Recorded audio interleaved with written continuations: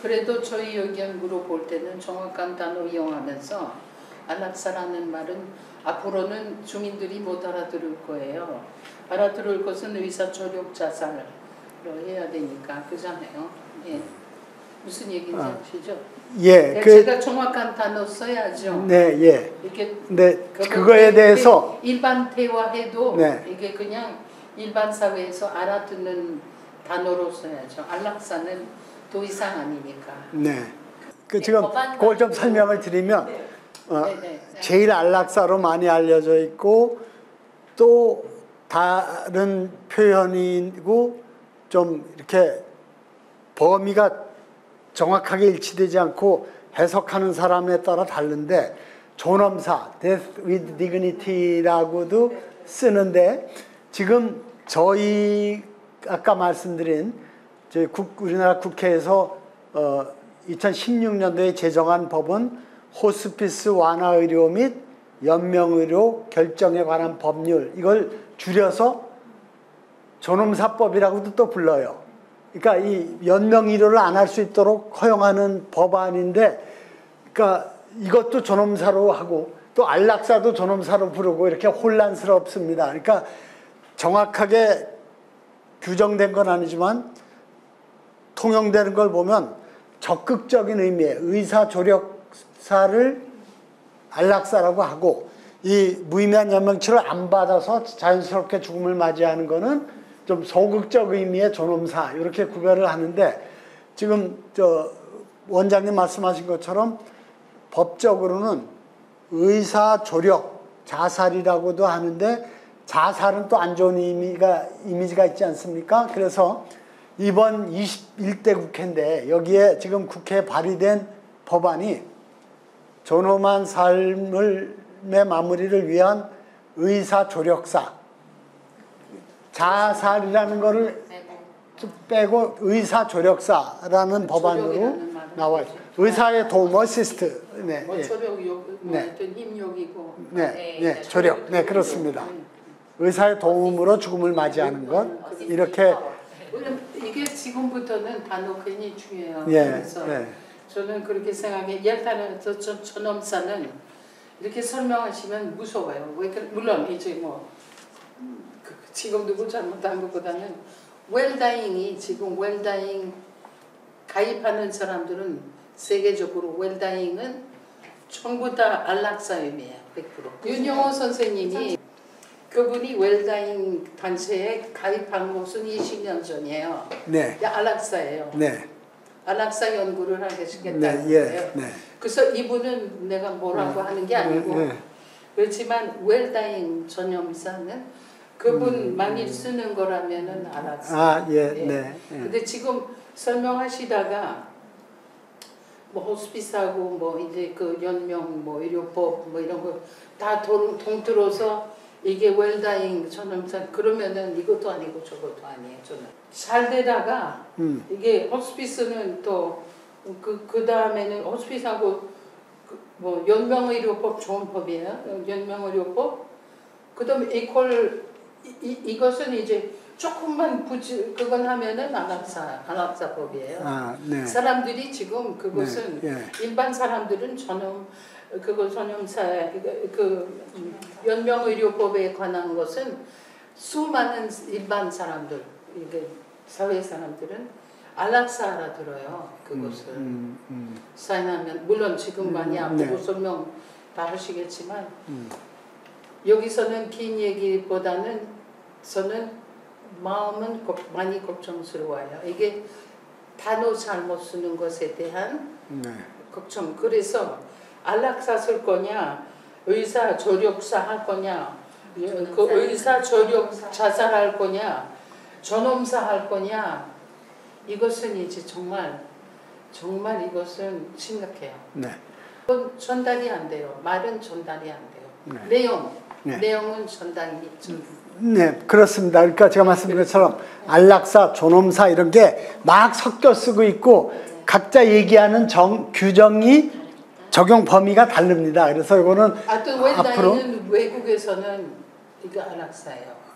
예. 그거 정말 섭섭하죠. 그 예. 웰다잉은 호스피스인데. 예. 웰다잉 분명히 우리가 자신 있게 말할 수 있는 웰다잉이 제가 지금 참여하고 있는 단체가 웰다잉 문화운동인데 그것도 지금 원장님처럼 넓은 의미로 호스피스를 포함한 이런 모든 자기 책임하에 또 존엄하게 죽음을 맞이할 수 있는 준비를 하는 거를 넓은 의미로 저희는 쓰고 있습니다. 안락사로 좁혀 쓰고 있지는 않고요.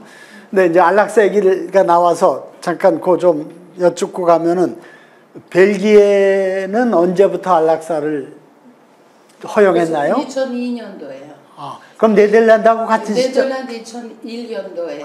예, 같은 시점이군요. 2001년도에 제가 가보고 이제 안락사 진행했던 기관도 방문했어서 직접. 근데 이 뉘앙스는 조금 있어서 그다음 1년 후에는 완벽하게 법 만들자는 나라는 벨기에예요. 두 번째. 두 번째. 근데 네덜란드 의도는 처음에 어쩔 수 없이 사람은 이제 하는 나라에 보내야 될 때는 이게 사실 해도 좋다는 것보다는 하면 법적으로 무슨 하지 않겠다 이런 이러는 뉘앙스 있었고 벨gium에서 처음부터는 해도 괜찮다 법적으로. 근데 이거 네덜란드 시작할 때는 해도 좋다는 것보다는 하면 우리는 이제 눈 감겠다는 의미로 제가 해석하는데 저희 개인적으로. 근데 벨gium에서는 이제 안락사는 그거 말씀드리고 싶은 게 얼른 보기에는 좋죠. 얼마나 좋아요. 내가 뭐 고통스러운데 내가 어느 날 어느 시간에 어떤 상황에서 내가 갈 수 있는 그런 안심되는 그런 건 얼마나 좋겠어요. 이렇게 표현할 수가 있잖아요. 이거 저는 이제 안락사에 대해서 내가 원하면 제가 얼마든지 막 예쁘게 만들어 드릴 수가 있어요. 근데 저는 왜 아니라고 생각이 이것도 또 어렵게 설명이 되겠지만 설명할 수가 있어요. 근데 벨gium에서는 이런 훌륭한 법은 만들었어요. 규정이 있고 뭐고. 그 다음에는 만들자마자 문제는 미끄러운 반은 타기 시작하는 거예요. 왜 그러냐면 예를 들어서 말기암 환자만 하겠다. 지금은 그렇다는 것보다는 그럼 말기암 환자 죽음 얼마 안 남고 뭐고 할 수 있다. 그 다음에 나중에 보니까 왜 이 사람들은 할 수 있는데 왜 내가 못하냐. 그 다음에 고통 이것도 말기 고통스러운 말은 써요. 고통스러운 것이 벨gium에서 분명히 육체적인 고통뿐만 아니라 심리적으로는 너무 힘들면 그래서 우울증 걸린 사람까지 안락사 해줬어요. 지금 해주고 있어요.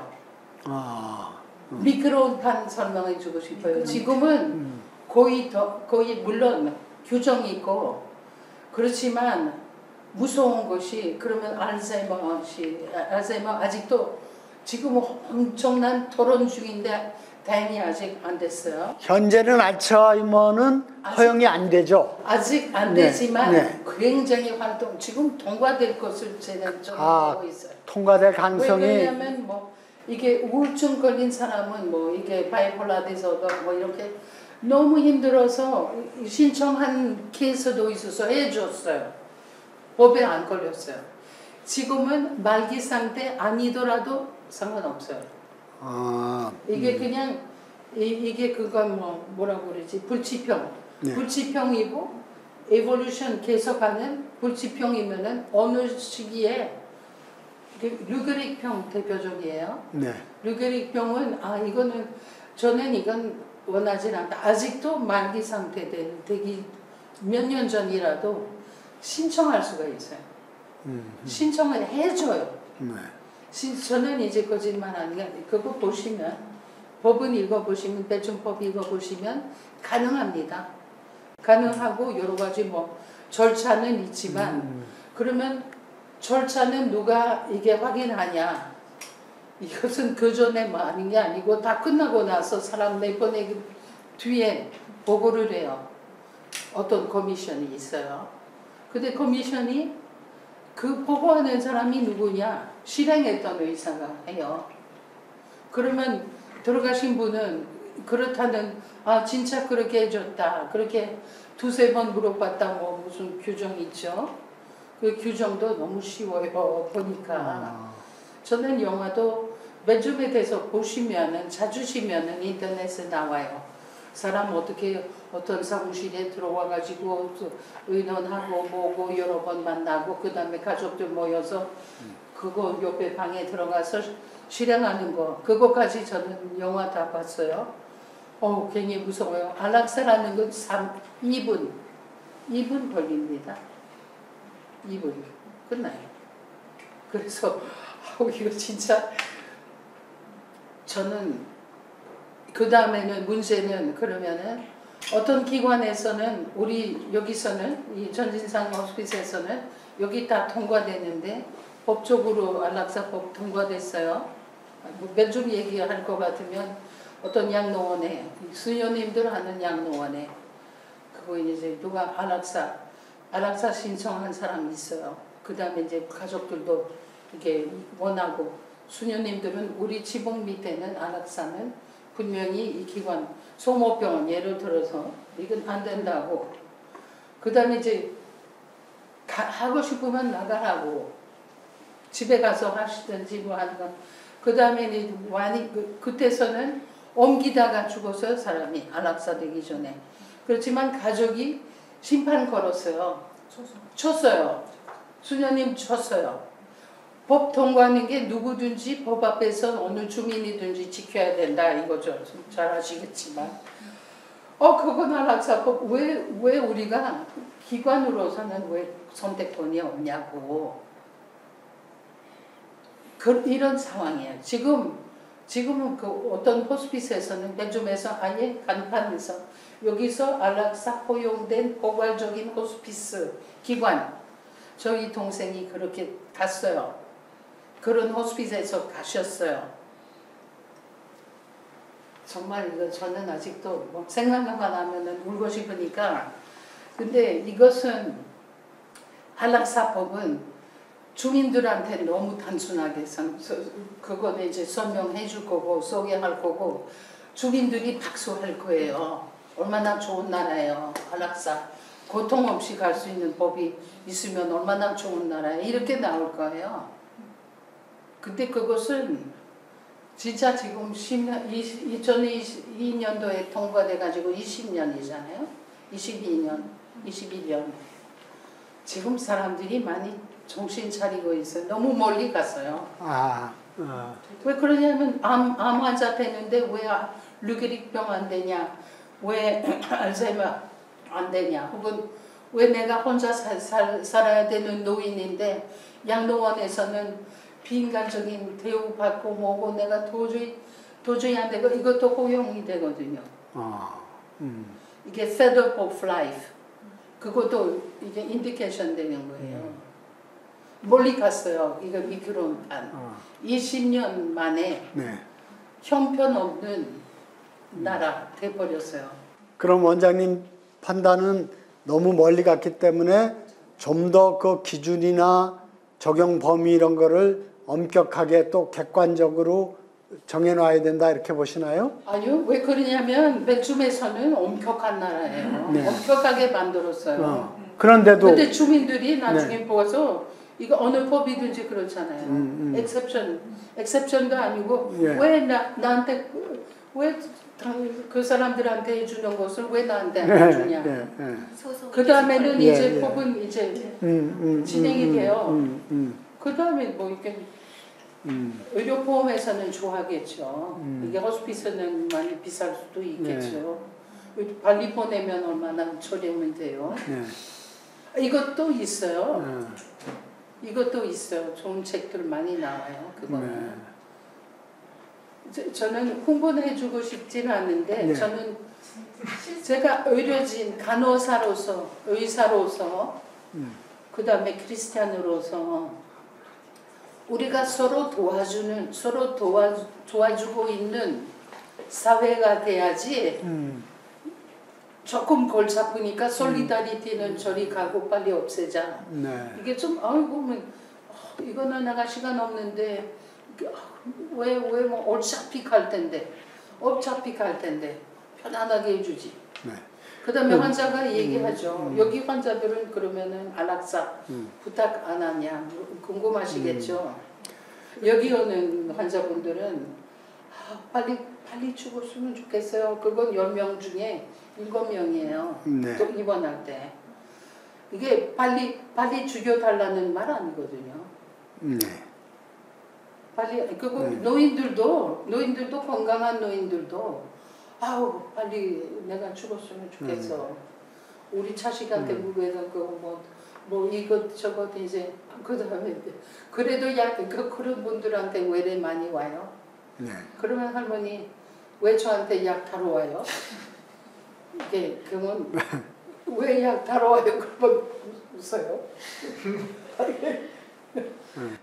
그러니까 원장님께서는 이 우리 호스피스 완화 치료가 실제로 죽고 싶다는 절박한 감정, 그게 이제 현실적으로는 불가능하지만 안락사를 절망적으로 기대하는 분에게 이 호스피스 완화 치료를 통해서 훨씬 더 안정되게 마지막 삶을 누릴 수 있는 아주 효과적인 치료법이라고 말씀을 하시는 거죠. 그래서 이게 맞아요. 이게 저는 항상 설명이제 뭐 가끔 학생들한테 가끔 가다가 들지만 그러면은 무의미한 그런 치료 있잖아요. 이게 그냥 끝까지 뭘 하겠다고 본인이나 뭐 의사나 하여튼 그 다음에는 이게 죽여달라 안락사 있잖아요.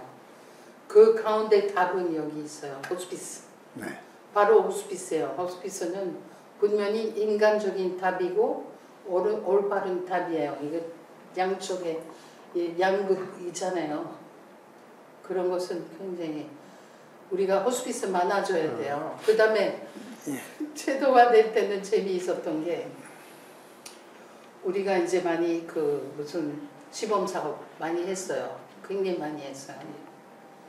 근데 우리가 어떻게 사람 옆에서 이렇게 빨리 죽고 싶다고 혹은 뭐 우리 아들은 10년 동안 행방불명인데 어떡하냐. 그러면은 어떡하겠어요.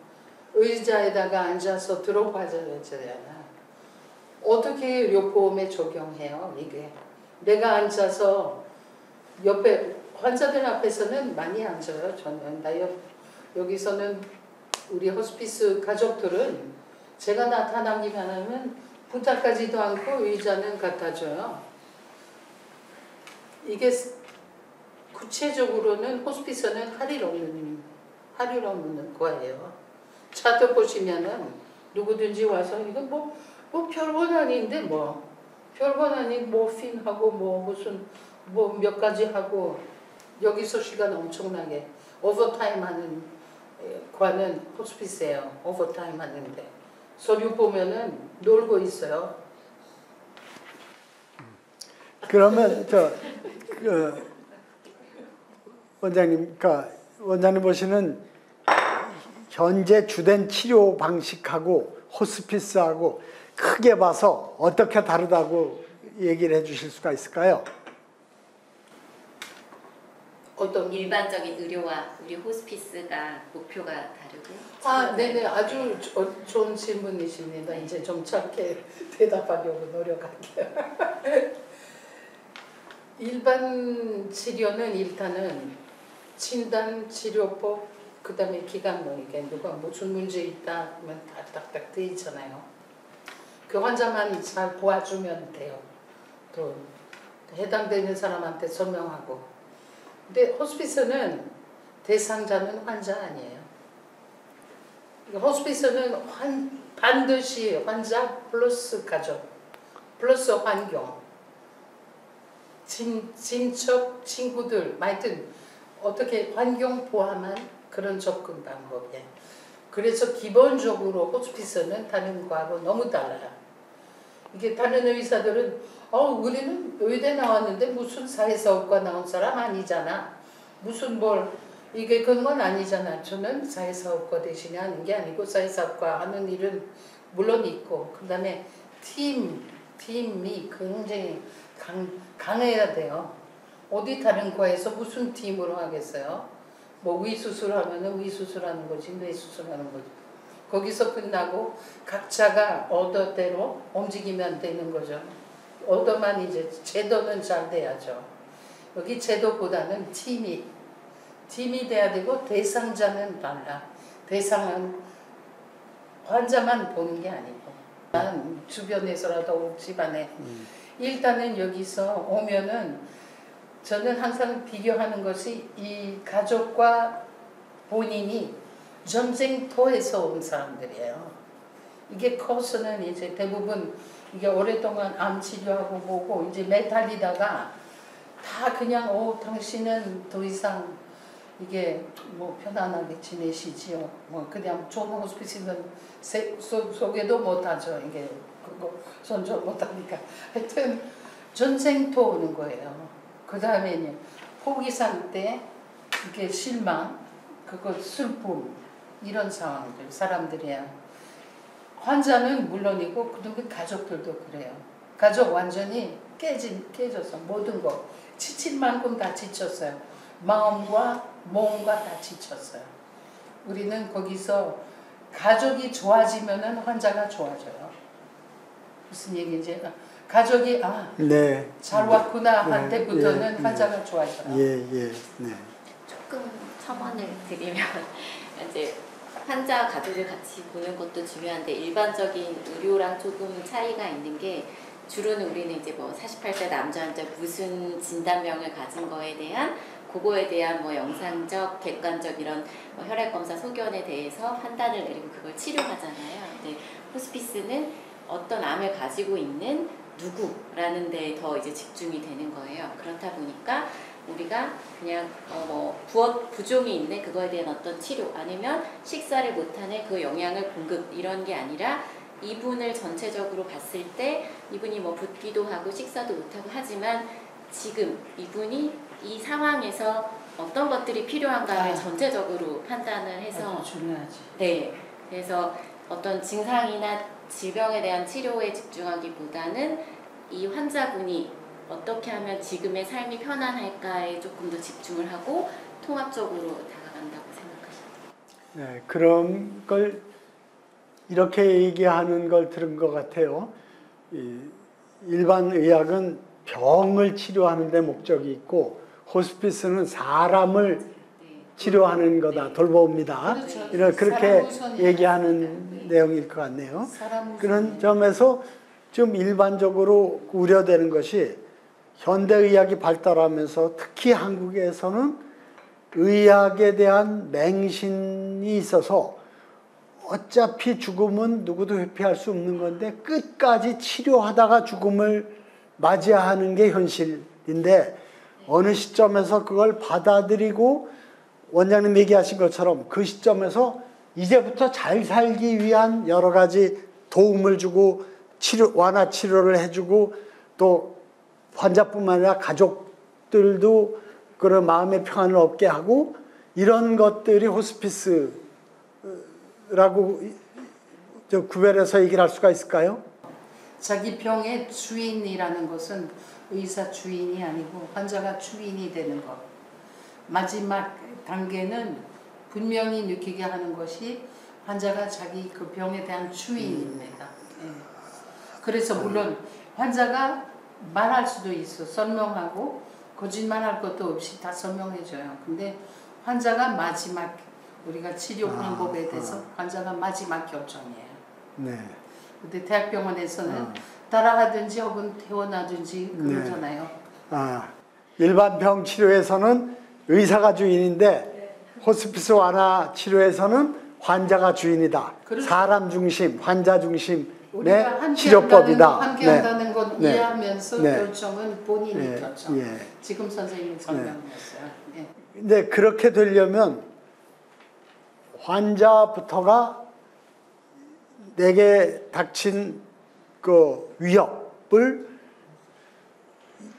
받아들이고 인정하고 그 상태에서 어떻게 내가 내 삶을 마지막까지 잘 사는 게 좋을까 하는 판단을 해야 호스피스를 선택할 수 있게 되고 또 호스피스 치료를 통해서 도움을 받을 수 있지 않을까요? 네. 네.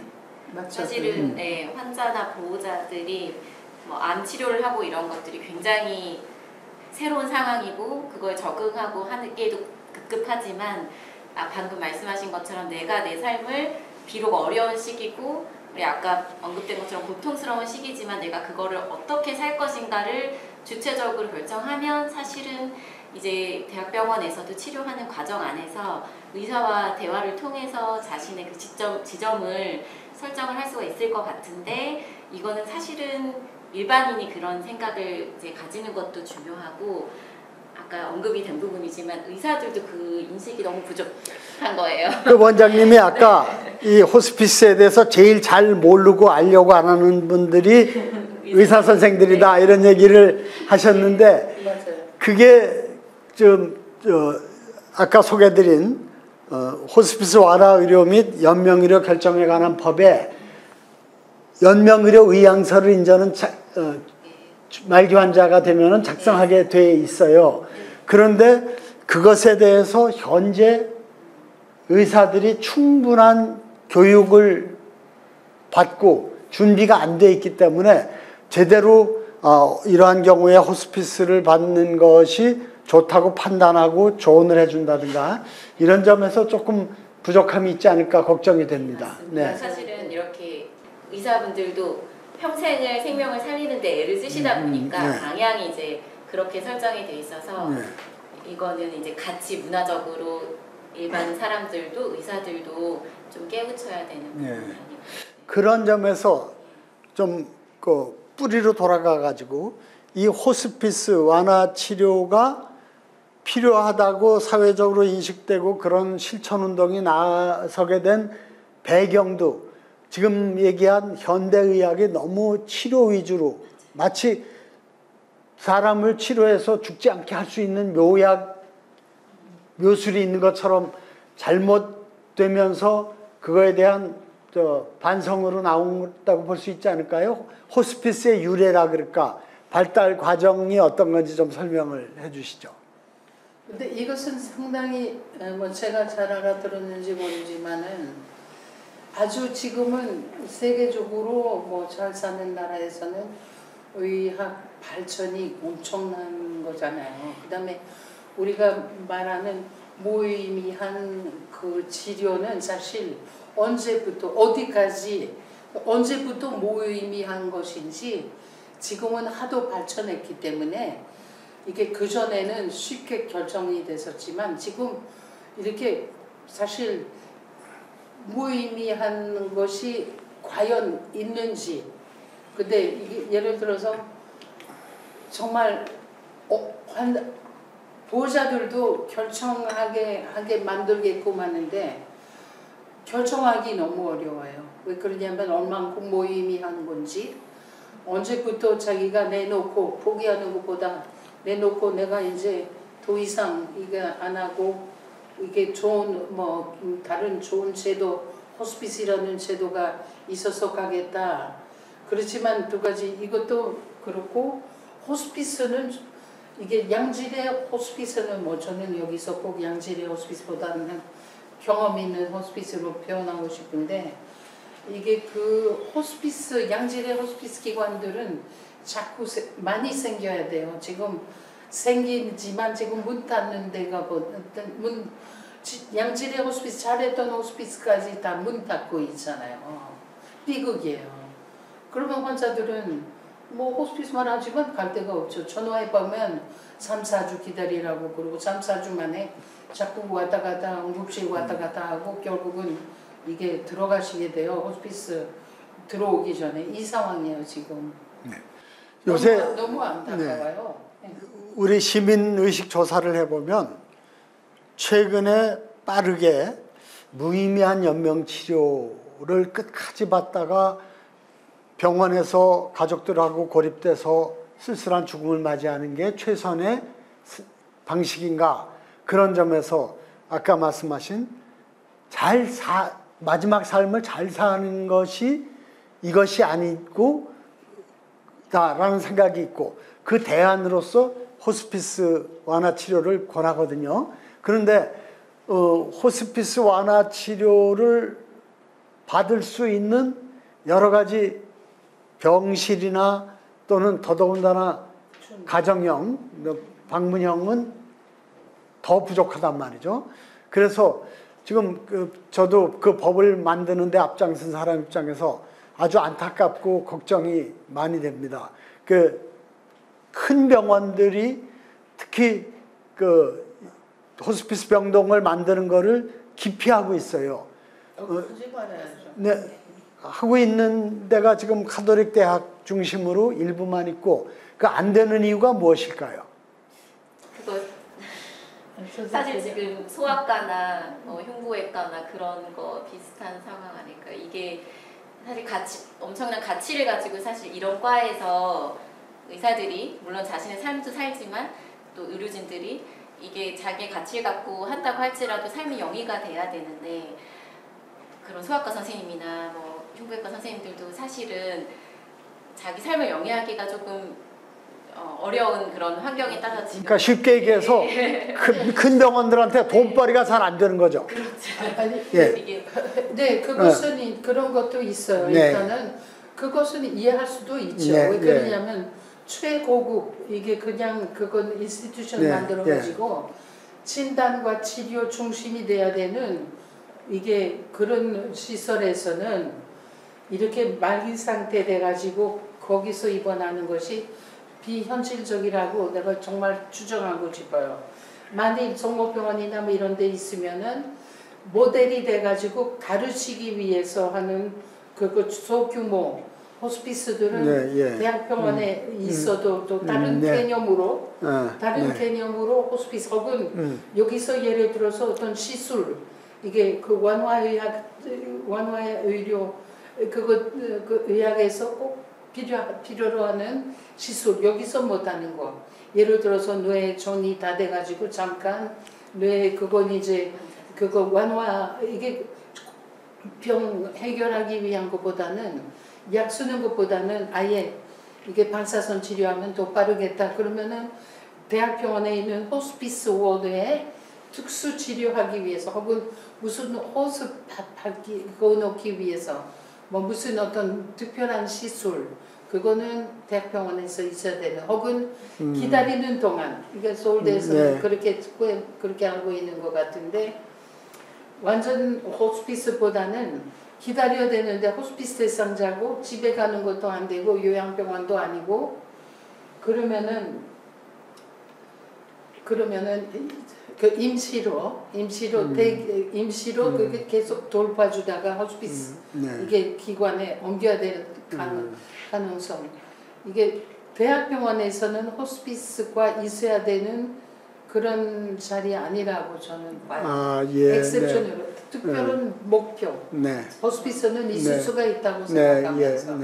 이제 APCU라고 어큐트 팔리에이티브 케어 유닛이라고 대학병원에서 응급실처럼 완화 환자를 위한 방금 이런 응급 완화 그런 것들을 이제 그러니까 분류해서 일반적인 호스피스 환자들의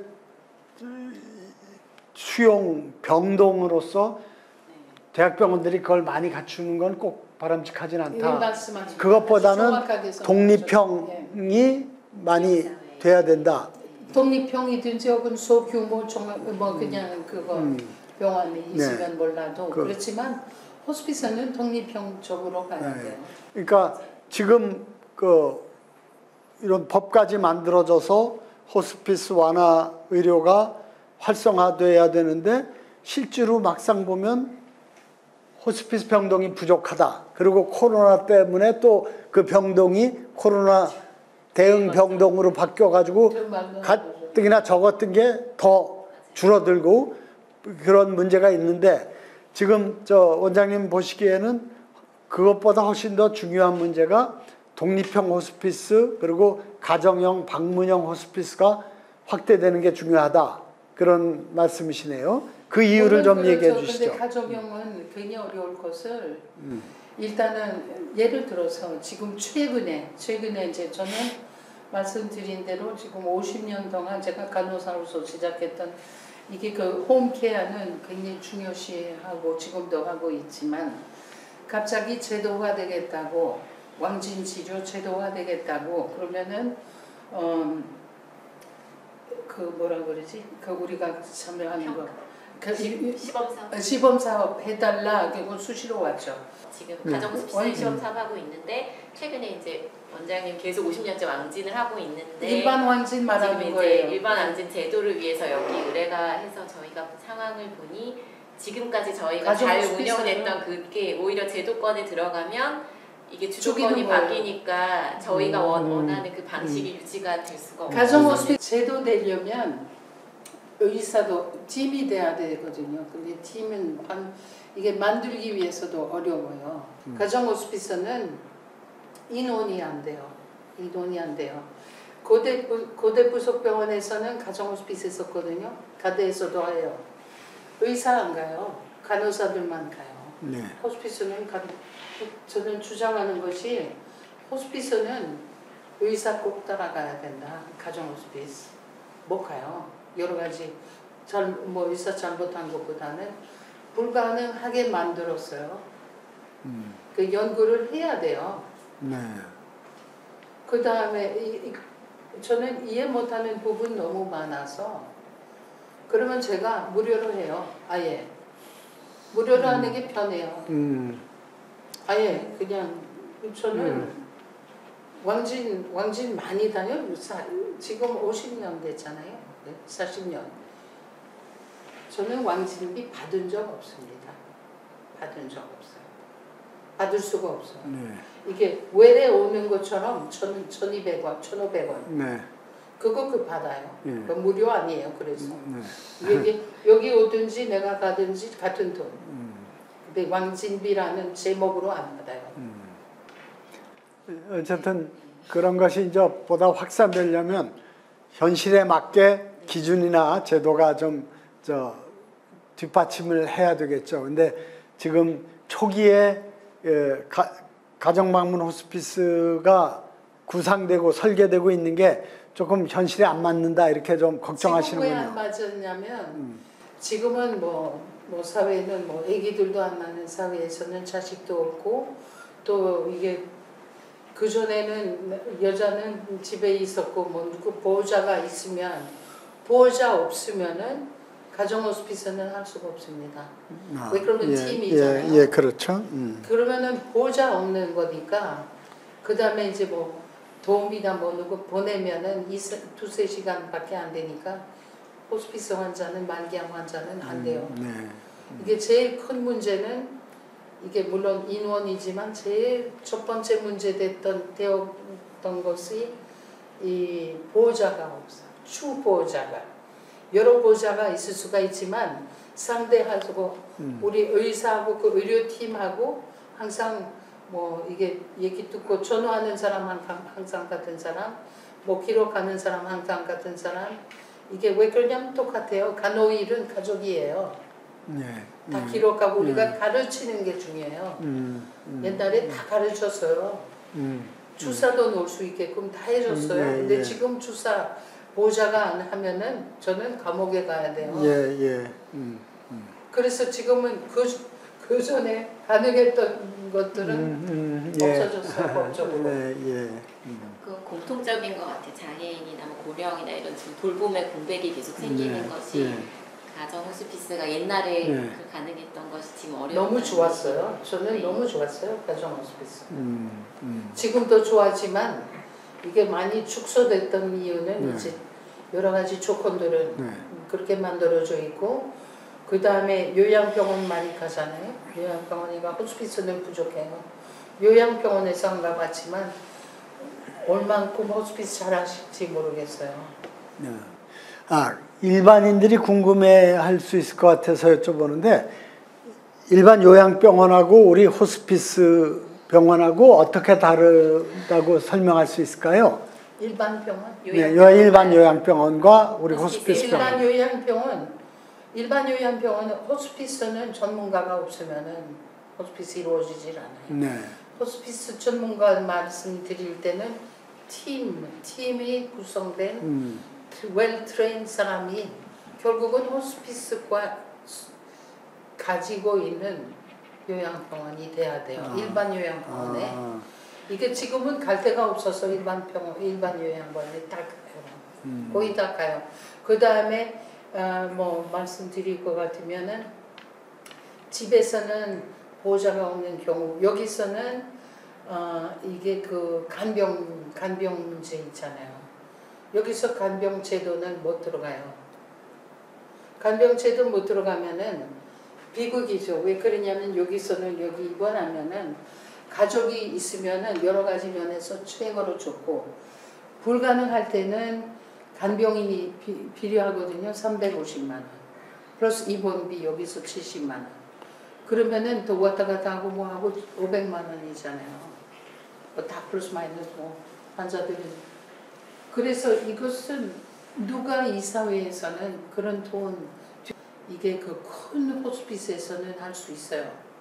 이게 독립형 호스피스는 저는 호스피스는 20명 이상은 안 된다고 생각이 돼요. 요양병원에 입원하실 분들 스스로가 다 그걸 좋게 생각 안 하고 두려워하거든요. 나 죽으러 가는 거다. 이렇게 생각을 한단 말이죠. 근데 그게 실제로 말씀하시는 것처럼 잘 살도록 도와주지 못하니까 그런 두려움이 실제로 있고 네, 그런 거거든요. 그런 것 같아요. 그런 점에서 요양병원은 기왕에 많이 있으니까 그 요양병원들이 호스피스 시스템이나 또는 방식을 도입하는 것이 현실적인 대책이 될 수 있을까요?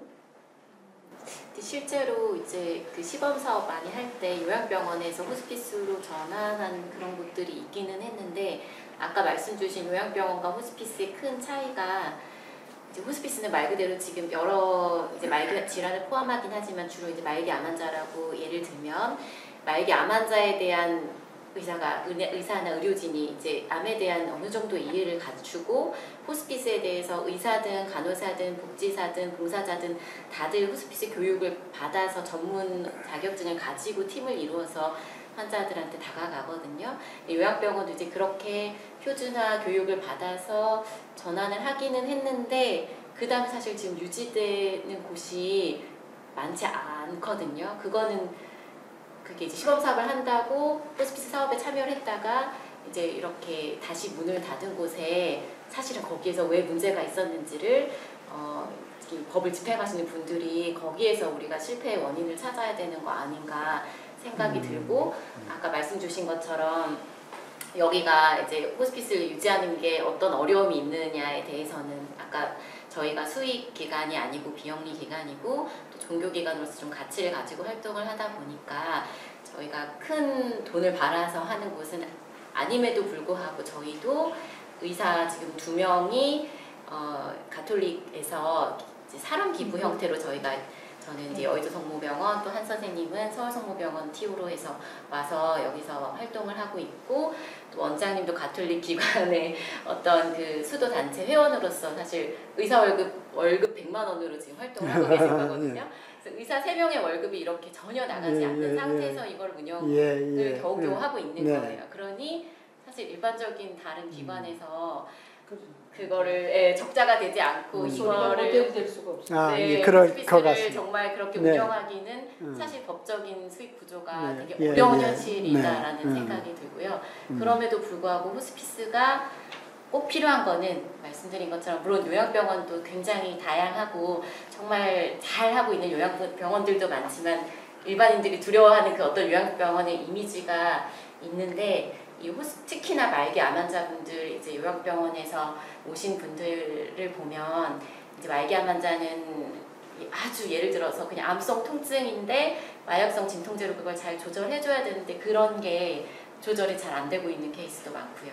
아까 말씀드린 것처럼 그냥 증상에만 시선을 두다 보니까 저희처럼 토탈 케어가 안 되는 어려웠던 것들이 이제 와서 해결이 되는 것들을 보니까 이게 사람에 대한 가족에 대한 토탈 케어라는 게 얼마나 중요한가를 여기서 보호자분들이 굉장히 환자분들이 많이 느끼시거든요.